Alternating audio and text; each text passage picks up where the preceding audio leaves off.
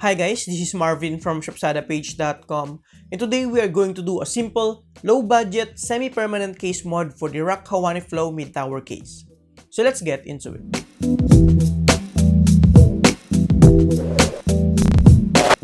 Alright guys, so first thing first, I'm not an expert on this, so take everything with a grain of salt and feel free to comment down below in case you need to correct something from this project. So for this project, I'll be using some acrylic spray paint, some vinyl wrap, illustration board, and plastic folder.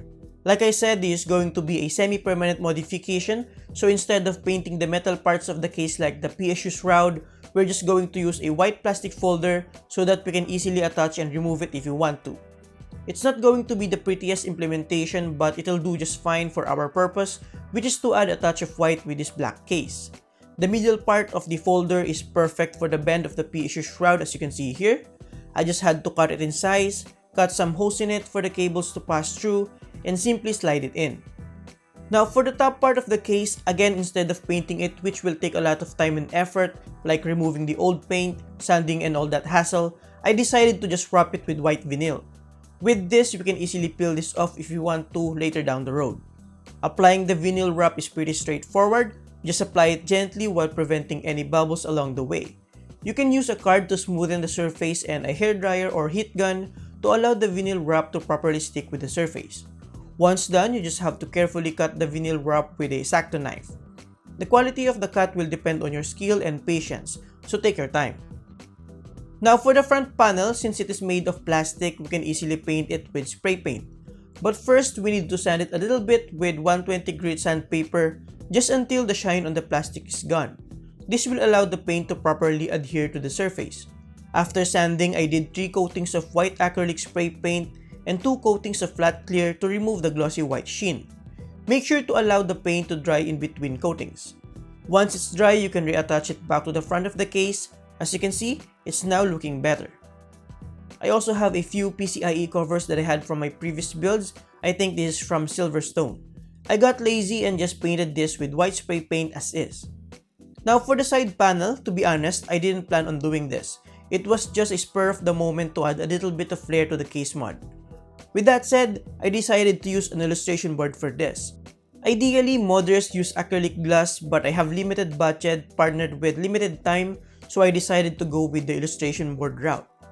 The design was also decided right at the moment, including the shape, dimensions, and the paint job.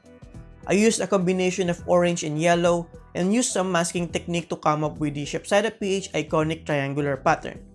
I also added some translucent plastic folder to hopefully allow some light to shine through around the logo and on the sides of the custom side panel. Alright guys, let's cue the montage for the build experience inside the Rakk Hawani Flow.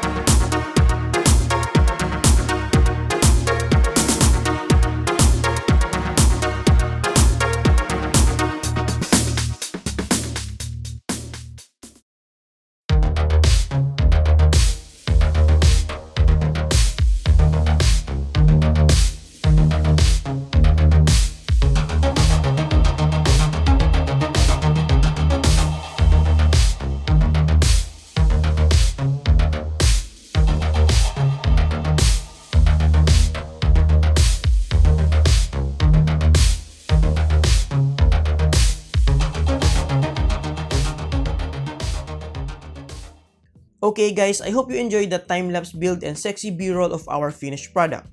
Now, let's discuss about my experience building inside this case. The first thing I noticed is the hard drive cage, and since there's no removable hard drive caddy, it's a bit finicky to install the hard disk. Next is the SSD tray at the back. If you're going to use a micro ATX board, the SSD tray will block the holes for the cables as you can see here. But you can always use the bottom holes on the PSU shroud to route the cables. And that's what I actually did, because I want to utilize the SSD tray so that I can easily hide the cables, compared to if I mount the drives near the front panel. Cable management was never an issue with this case. It has an ample amount of space and in-place cable management slots.